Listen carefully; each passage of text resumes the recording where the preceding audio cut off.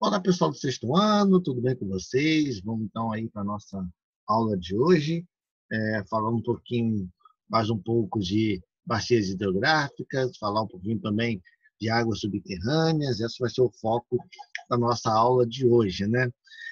Pessoal, na aula anterior, perdão, na aula da semana passada, melhor assim, na nossa aula ao vivo, eu finalizei a nossa aula falando a respeito de divisores de água, falando um pouquinho de bacias hidrográficas, falando um pouquinho a respeito da formação dessas bacias hidrográficas, né? Então aqui eu tenho imagens de uma bacia hidrográfica, escoamento da água de um rio principal e os seus afluentes. Na aula de hoje eu quero falar um pouquinho das regiões hidrográficas no Brasil. Vale destacar que o Brasil é formado por 12 regiões hidrográficas. Essas regiões elas acabam tendo é, uma importância muito grande, importância em relação aos elementos naturais, sociais, econômicos. Essas redes hidrográficas elas são importantes para irrigação, para abastecimento urbano, para a criação de animais. Então, tem todo um cenário, toda uma estrutura por trás dessas redes, dessas regiões hidrográficas no Brasil, né? Então, aqui nós temos um mapa na página 47 dessas regiões hidrográficas. Vale destacar a região amazônica, é a bacia hidrográfica amazônica, ou seja, uma região que tem muitos rios, é a maior do Brasil, ok? E também vale destacar a região Atlântico Sudeste, onde região hidrográfica aqui do nosso estado, tá ok? Do nosso município, tá ok? É, Inclusive, nessa região hidrográfica que está o nosso Rio Paraíba do Sul. Pessoal, atenção aqui, o caminho dos rios, né? Os rios sempre foram de suma importância para a sobrevivência humana, né? Na prática é de inúmeras atividades, que nós já falamos sobre essas atividades, geração de energia, uso industrial, irrigação, vias de transportes. Então, os rios ele tem uma importância muito significativa no contexto social e econômico das pessoas, né? Então, eu tenho aqui algumas imagens referentes ao uso dessa água, né? O uso desses recursos hídricos. Então, eu tenho aqui casa, irrigação, atividade industrial, pesca. Então, vocês podem perceber o quanto esses rios são importantes. Tá, okay? Então, vocês vão fazer essa questão para mim na página 48 também, tá bom? Falando como está sendo utilizado o rio, perdão, como está sendo utilizada a água nas imagens sendo mostradas acima. Tá, ok? Pessoal, atenção aqui. Os rios são chamados de regimes fluviais, né? Regimes fluviais está relacionados justamente a esses elementos provocados pelas águas dos rios e a toda a sua importância no seu cenário econômico e social. Porém, esses rios eles acabam tendo variação no seu nível da água, né? Ou seja, de acordo com o seu local, de acordo com a sua bacia hidrográfica, com o rio principal, os seus afluentes. Então, esses regimes fluviais, esses rios, eles acabam tendo diferença em épocas, principalmente de chuva.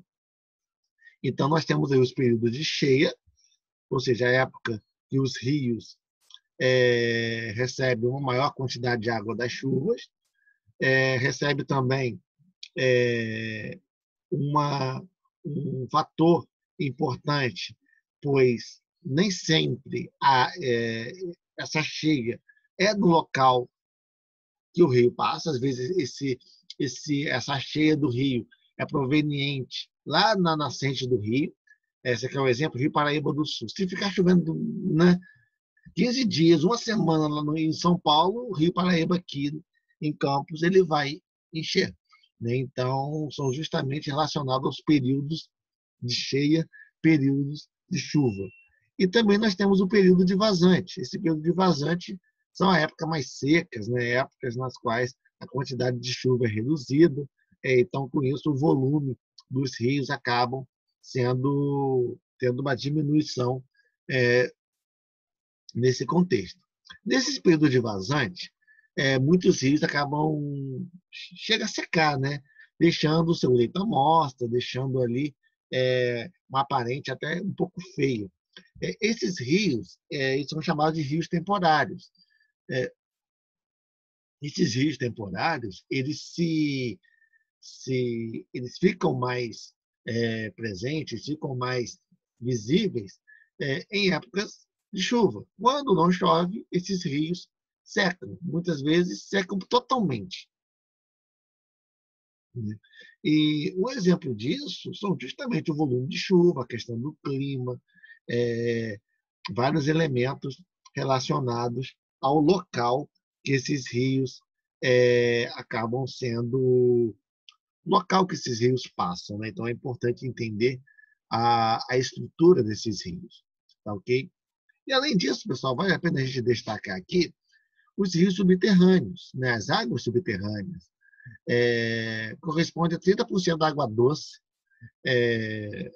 que compõe as águas continentais. Porém, esses rios, essas águas, esses rios subterrâneos estão no subsolo, eles acabam sendo distribuídos em grandes extensões. Eles podem estar presentes em até milhares de metros de profundidade, porém eles apresentam uma grande quantidade de água, tem um reservatório muito elevado, por isso são chamados de aquíferos ou lençóis freáticos, né? Ou seja, essas águas subterrâneas também são de suma importância para todos nós. Por isso que eu falei da importância de manter os rios, o solo sempre limpos, despoluídos, para que esses rios subterrâneos, essas águas subterrâneas, não sejam também prejudicadas, né? E eu tenho também aqui, vale a pena a gente destacar um pouquinho a questão dos aquíferos, tá bom? Eu vou pedir para vocês lerem esse textozinho na casa de vocês, lá na página 50, falando um pouquinho da importância dessas reservas inexploradas, esses aquíferos, que são água potável, porém está sendo explorado nos últimos anos um ritmo bem acelerado, ou seja, sem planejamento. Desse modo, a parcela da água infiltrada não tem sido suficiente para manter o nível desses aquíferos, pondo em risco os abastecimentos de água da população. Ou seja, tem água? Tem, mas tem que saber usar, pessoal. Essa água ela tem que saber usar, ela tem que ser colocada corretamente para a população.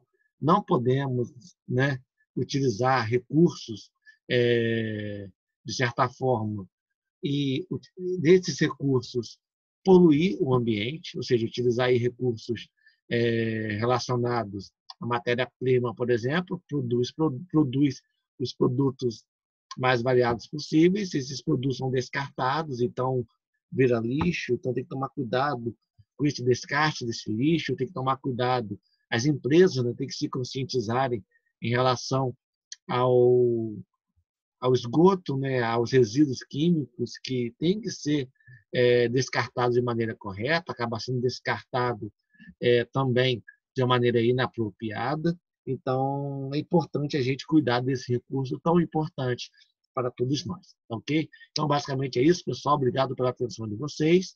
Até a nossa próxima aula ao vivo, tá bom?